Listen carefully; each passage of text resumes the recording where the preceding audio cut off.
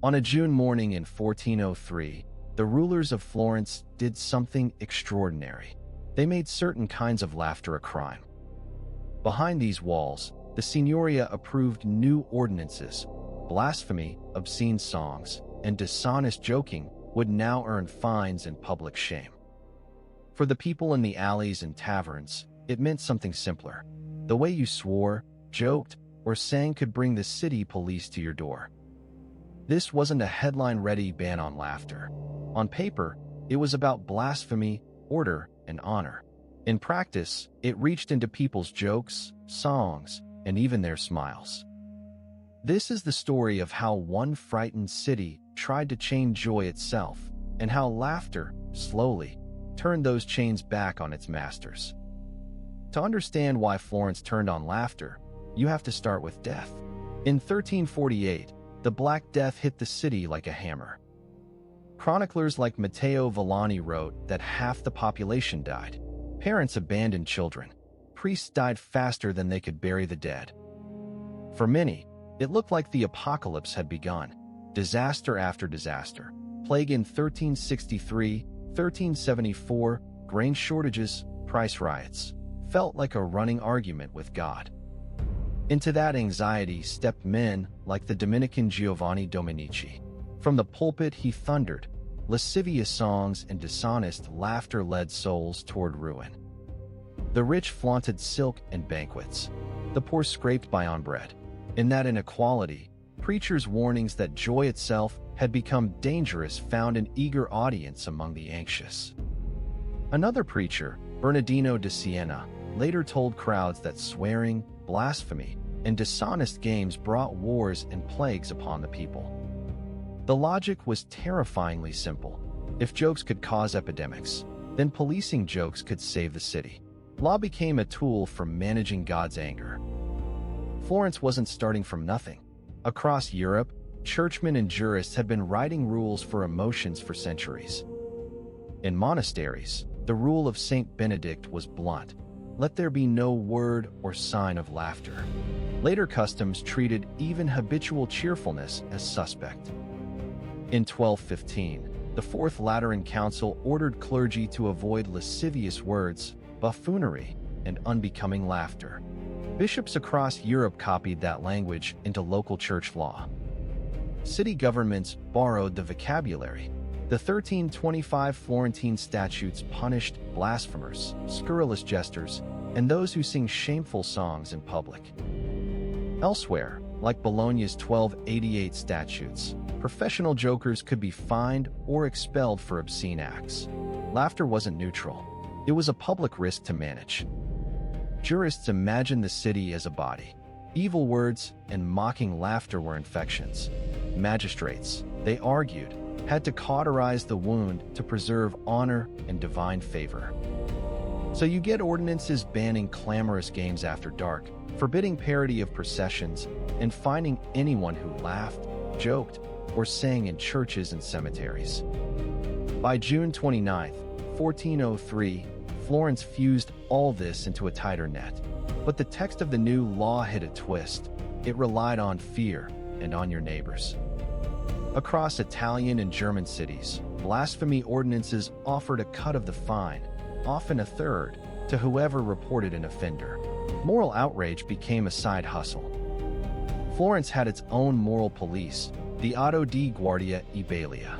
They hunted not only conspirators, but gamblers, blasphemers, and noisy, disorderly revelers.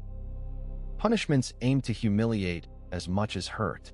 Offenders might be paraded with ropes around their necks, forced to wear signs listing their sins.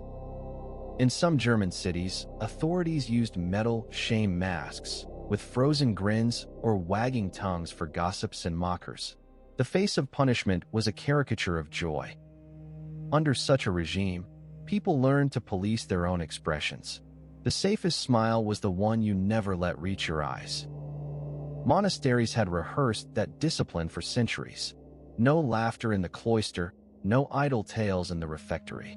Now, preachers urged city dwellers to adopt the same emotional austerity, at least in holy times and places. In England, Bishop Grosseteste had already banned laughter and clamor among clergy in churchyards. Florence was simply pushing that boundary into streets and taverns.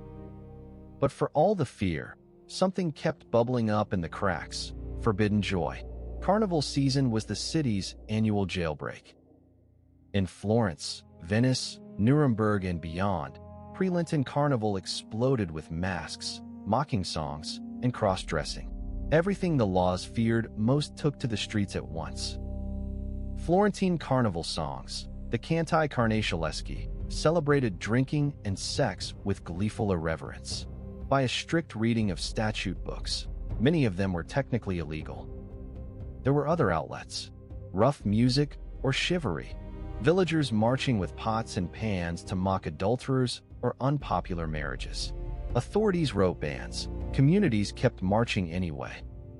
Earlier still, wandering clerical students, the so-called Goliards, sang Latin verses that mocked bishops and moral panics. Many survive in the Carmina Burana manuscript, a written memory of songs authorities would never have allowed in public. And here's the paradox. The same church that thundered against indecent laughter often kept jesters at court, or staged moralizing plays with comic fools who reinforced, rather than threatened, hierarchy. Nowhere was the contradiction sharper than in the Feast of Fools. On that day, lower clergy dressed as bishops, danced in the nave, and turned liturgy into parody. Church councils from Paris in 1212 to Basel in the 1430s denounced these revels as indecent laughter and games. Officially, they were to be stamped out. In practice, letters from bishops across France and Germany complained that local clergy just wouldn't stop. The ban became a negotiation, not a clean break. In Siena and Perugia, Bernardino de Siena's sermons in the 1420s led councils to burn gaming tables and tighten laws against blasphemous jokes and obscene songs. Yet city account books show those fines being paid again and again. The laws bit, but they never fully changed behavior. In some German cities, the trial of laughter became literal.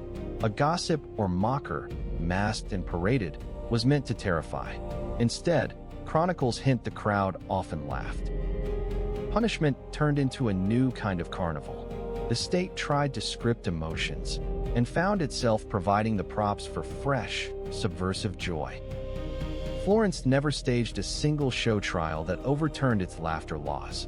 Instead, they eroded slowly under the weight of daily defiance, embarrassment, and hypocrisy. The more authorities tried to criminalize joy, the more they revealed the limits of their power. You can find a joke, but you can't unhear it. By the late 15th century, Florence's statutes still condemned blasphemers and scurrilous jesters. But carnival songs kept circulating. Rough music kept clanging. The city lived a double life. In the 16th century, the emotional regime shifted. Protestant reformers in places like Geneva restricted dancing and theater. Catholic authorities doubled down on suppressing carnival abuses. Over time, theorists argued law should regulate property and public order more than inner feelings. But ridicule of rulers remained dangerous. Satirical songs could still land you in a prison cell. Yet the medieval experiment left a deep mark. We still carry instincts about where laughter is out of place: funerals, courtrooms, parliaments. We still divide humor into good and bad kinds: wholesome, improving laughter versus corrosive irreverence. Medieval lawmakers tried, and failed, to lock that distinction into code. What survives are the paper trails, statutes, sermons, court records. They show rulers again and again trying to regulate not just behavior, but emotion itself.